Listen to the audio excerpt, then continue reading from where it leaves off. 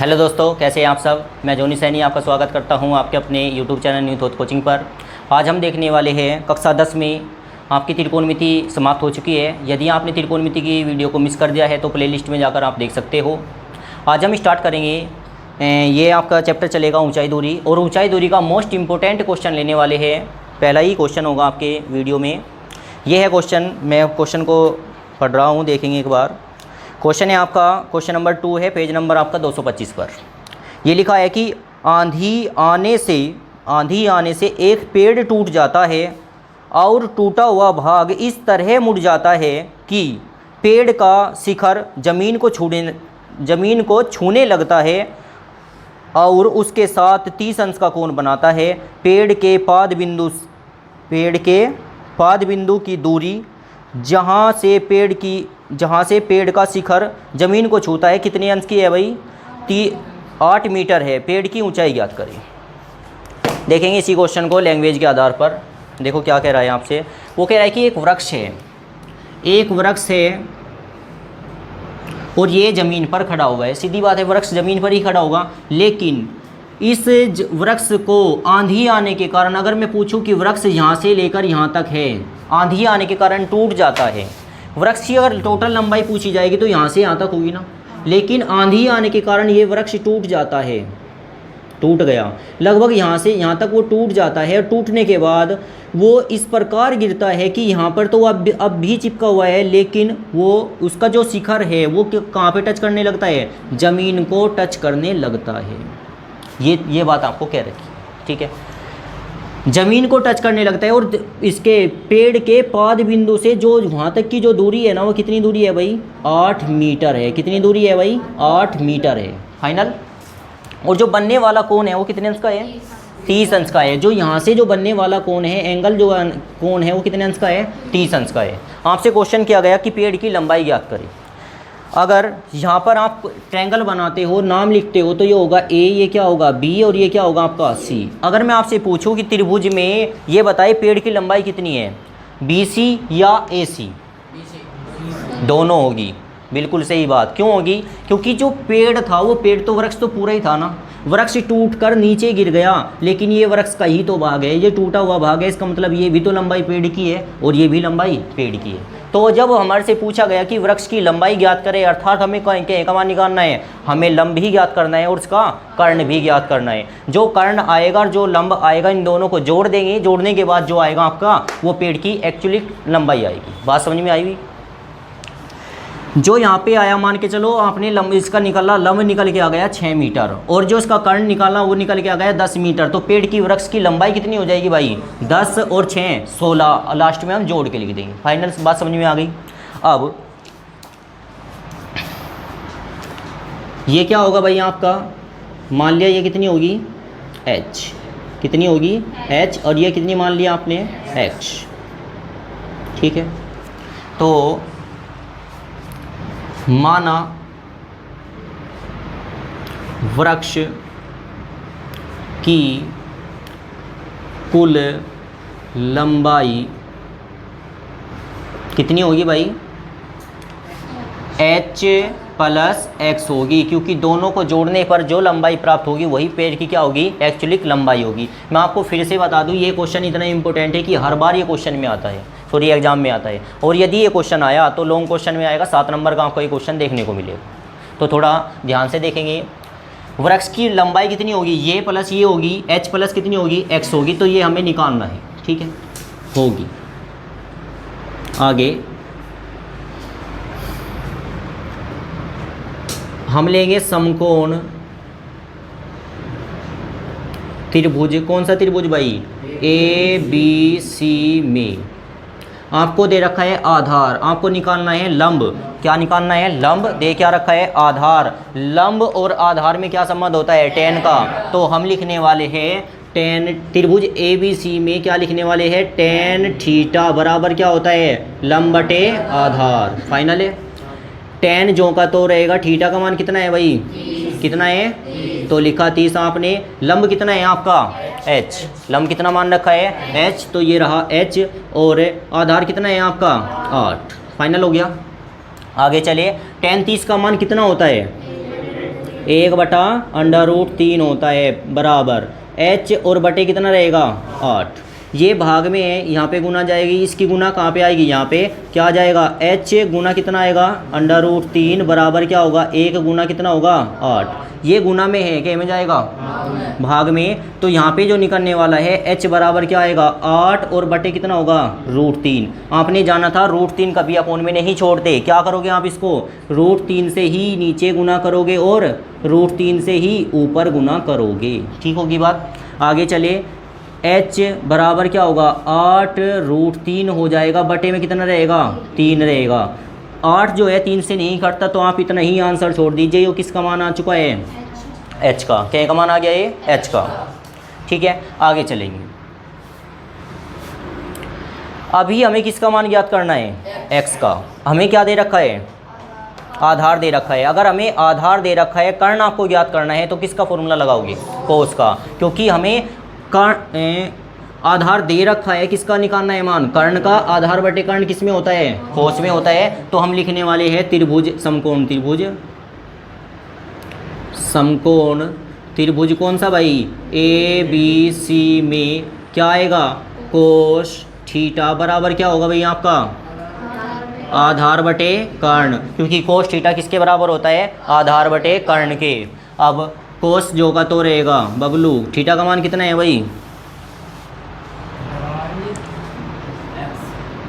जी, theta का मान कितना है 30। अरे थीटा मतलब कोण, और कोण का मान कितना है भाई 30 है, तो 30 लिखोगे। ठीक है, आधार का मान कितना है 8 और कर्ण का मान कितना है तो x लिखेंगे। ठीक हो गया।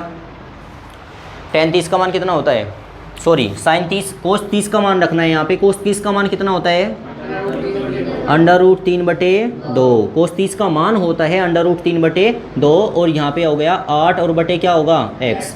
तिरछी गुना करोगे, इसकी गुना यहाँ पे और इसकी गुना यहाँ पे क्या आएगा x √3 बराबर क्या होगा 8 और गुना कितना आ जाएगा 2। ये यहाँ से गुना में क्या में जाएगा भाग में, x बराबर क्या आ जाएगा 8 दूनी 16 और बटे क्या होगा √3 बटे √3 आया, तो क्या करना पड़ेगा √3 से ऊपर नीचे गुना करनी पड़ेगी आपने की। x बराबर क्या आ चुका होगा 10 √3 और √3 की √3 में गुना करोगे क्या आएगा 16, क्योंकि यहाँ पे 16 तो 16 ही रहेगा। ये 16 √3 और बटे कितना रहेगा 3, जो कि एक मान आ चुका है x का। आपने बताया था कि वृक्ष की कुल लंबाई कितनी है h + x। h का मान कितना आया ये, और x का मान कितना आया 16 √3 और बटे 3 आया है। इसके बाद लिखोगे तब वृक्ष की लंबाई, वृक्ष की लंबाई क्या है भाई h + x या x + h, कुछ भी कह सकते हो, जोड़ में है। x की जगह x का मान रखेंगे। x का मान कितना है 16 √3 और बटे 3 प्लस h का मान कितना है, तो यहाँ लिखने वाले हैं 8 √3 और बटे 3। अब इसका लोगे यहाँ पे एलसीएम, एलसीएम कितना आ चुका 3 ही आएगा। क्लियर। 16 √3 ये रहा और प्लस में कितना रहेगा 8 √3। ये बताइए 16 और 8 कितने हो जाएंगे 16 √3 8 √3 हो जाएगा 24 √3 हो जाएगा, बटे में कितना रहेगा 3 ही रहेगा। 3 से भाग करोगे 3 अठे कितनी बार कटेगा 8 बार कटेगा, तो क्या आएगा 8 √3। तो वृक्ष की लंबाई कितनी आ गई 8 √3 आ गई। ठीक है, क्वेश्चन को वापस रिकॉल कर लेंगे एक बार। क्या दिया था आपको दिया कि एक वृक्ष है, आंधी आने के कारण वृक्ष टूट जाता है, जिसके कारण उसका जो शिखर है वो ज़मीन को टच करने लगता है, और बनने वाला कोण 30 अंश का है। जहाँ से ज़मीन को टच करता है उसके उस बिंदु से जो ज़मीन की जड़ है, सॉरी जो वृक्ष की जड़ है उसकी दूरी जो है वो कितने मीटर की है 8 मीटर की है। आपको निकालनी है वृक्ष की टोटल लंबाई कितनी होगी। जो वृक्ष टूट के नीचे गिरा है उसकी भी तो लंबाई वृक्ष ही हो गया। तो यहाँ पे x और किसका h का दोनों का मान ज्ञात करना, यही आपने लिख के दिया कि माना वृक्ष की कुल लंबाई कितनी होगी x + h हो गई। ठीक है, आपने त्रिभुज का नाम दिया ABC, लिखा समकोण त्रिभुज ABC में आपको क्या दे रखा है, ये अगर आपको निकालना है ये क्या होता है लंब होता है। ये क्या दे रखा है आधार। लंब और आधार में संबंध क्या होता है भाई tan थीटा, tan थीटा बराबर लंब बटे आधार। थीटा का मान रखा, लंब का मान h रखा, आधार का मान 8 रखा, tan थीटा का मान। ये सोल्यूशन दिया कि एक फाइनल रिपोर्ट निकाल के लाए h का मान।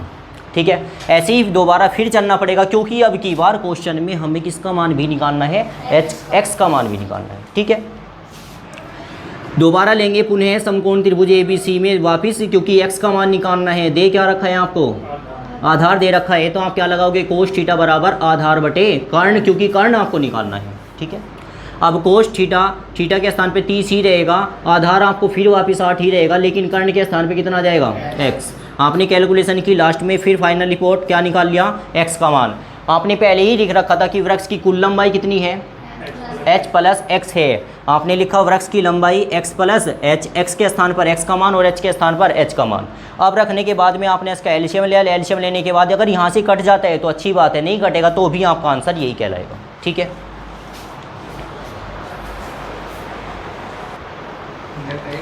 तो देखेंगे नेक्स्ट क्वेश्चन। क्वेश्चन नंबर 3 है आपका बुक में, पेज नंबर 225 ही है। क्वेश्चन पढ़ रहा हूँ मैं। ये कह रहा है कि एक ठेकेदार बच्चों को खेलने के लिए एक पार्क में 2 फिसलन पट्टी लगाना चाहती है। मतलब कोई ठेकेदार जो है लेडीज़ है, 5 वर्ष के कम उम्र के बच्चों के लिए एक ऐसी फिसलन पट्टी लगाना चाहती है जिसका शिखर 1.5 सेंटीमीटर, मतलब 1.5 मीटर ऊंचाई पर हो, भूमि से बनने वाला कोण 30 अंश का हो, जबकि अधिक उम्र के बच्चों के लिए 3 मीटर की ऊंचाई की फिसलन पट्टी लगाना चाहती है जिससे बनने वाला कोण कितने अंश का हो, 60 अंश का हो। प्रत्येक फिसलन पट्टी की लंबाई क्या होगी, ये आपका क्वेश्चन है। ठीक है, देखेंगे क्वेश्चन को। क्वेश्चन क्या दिया, क्वेश्चन ये दिया कि एक ठेकेदार है, क्वेश्चन नंबर 3 में एक ठेकेदार है, उसने 2 फिसलन पट्टी लगाने का ठेका लिया है। एक तो फिसलन पट्टी वो लगाती है छोटे बच्चों के लिए, एक फिसलन पट्टी लगाती है वो बड़े बच्चों के लिए। फिसलन पट्टी का मतलब ये होता है कि यहाँ पर कोई वो होता है, स्तंभ होता है, लोहे का खंभा होता है, और यहाँ से एक इस टाइप से बना दी जाती है, बच्चे यहाँ से चढ़ करके ऐसे फिसल जाते हैं। ठीक है, तो जो फिसलन पट्टी है, क्या दिया आपको, फिसलन पट्टी लगाना चाहती है, जो छोटे वाली फिसलन पट्टी है उसकी जो ऊंचाई है वो कितनी है भाई, 1.5 मीटर है, और जो बड़े वाली फिसलन पट्टी लगेगी उसकी जो ऊंचाई है वो कितनी है, 3 मीटर है। ठीक है, दूसरी बात, जो छोटे वाली फिसलन पट्टी है उससे बनने वाला कोण भी कम है, 30 अंश का है, और जो बड़े वाली फिसलन पट्टी है उससे बनने वाला कोण भी अधिक है, 60 अंश का है। ठीक है, आपसे क्वेश्चन ये किया गया कि जो ये फिसलन पट्टी की लंबाइयाँ है, अलग अलग लंबाई आएगी, इनका मान कितना होगा, ये आपका क्वेश्चन है। ठीक है, हम क्या करेंगे, माना फिसलन पट्टी की लंबाई कितनी होगी, x, उसकी क्या मान लो, उसकी अदर मान लेंगे कुछ। माना बड़े वाली फिसलन पट्टी की लंबाई कितनी होगी, y।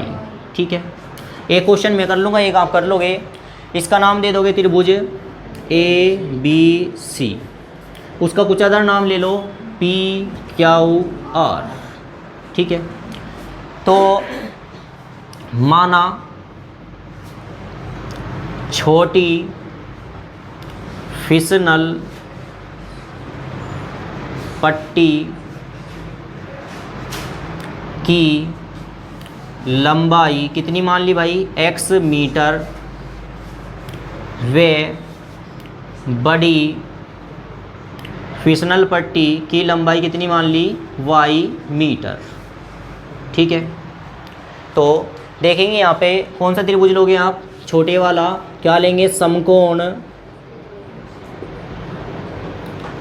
त्रिभुज, कौन सा, ABC में आपको दे क्या रखा है, लंब दे रखा है, निकालना क्या है, कर्ण निकालना है। लंब और कर्ण में किसका संबंध होता है, साइन का होता है। ठीक है, तो यहाँ पे हम लगाने वाले हैं समकोण त्रिभुज ABC में क्या लगाने वाले हैं, साइन थीटा बराबर क्या होता है भाई, लंब बटे कर्ण होता है। फाइनल, थीटा का मान मतलब कोण का मान, साइन जो का, तो थीटा का मान कितना है भाई, 30, बराबर लंब कितना है आपका, 1.5, और कर्ण कितना है, x।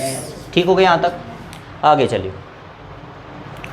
साइन 30 का मान कितना होता है, 1/2, बराबर 1.5 ही रहेगा, बटे में रहेगा x, इसकी गुना यहाँ पे, इसकी गुना यहाँ पे, तो 1 गुना कितना करोगे, x करोगे, बराबर 1.5 गुना कितना करोगे, 2 करोगे, x ही कम x हो जाएगा, 15 दूनी कितना हो जाएगा, 30 हो जाएगा, लेकिन दशमलव कितने अंक बाद आएगा, 1 अंक बाद आएगा। ठीक है, जब दशमलव वाली अंकों की गुना की जाती है, ध्यान रखें गुना तो सेम होती है। जैसे आपको रियल नंबर कैसे दिया, कोई एक नंबर से ले लिया, आपको 56 की गुना 2 में दिखानी है, लेकिन अब यह लिखा क्या गया है 5.6 की गुना किस में करनी है, 2 में करनी है। आप क्या करोगे, पहले आप गुना सिंपल करें जैसे होती है, पॉइंट भूल जाइए, भूल गए। यहाँ 6 दूनी कितना होगा 12, 12 का 2 का 80 लग गया 1, 5 दूनी 10 और 1 कितना हो जाएगा 11। जो गुना करके आया है उसमें दशमलव लगाएंगे, कितने अंक में है यहाँ पे दशमलव, 1 अंक बाद, तो आप भी 1 अंक बाद ही दशमलव लगाओगे। ठीक है, ऐसे ही यहाँ पे गुना किया। देखोगे यहाँ पे आपने किया 15 दूनी 30, 1 अंक बाद दशमलव, तो x का मान कितना आ चुका भाई 3 मीटर आ चुका है। अतः छोटी फिसलन पट्टी की लंबाई कितनी हो गई 30 मीटर हो गई, सॉरी 3 मीटर हो गई। क्लियर।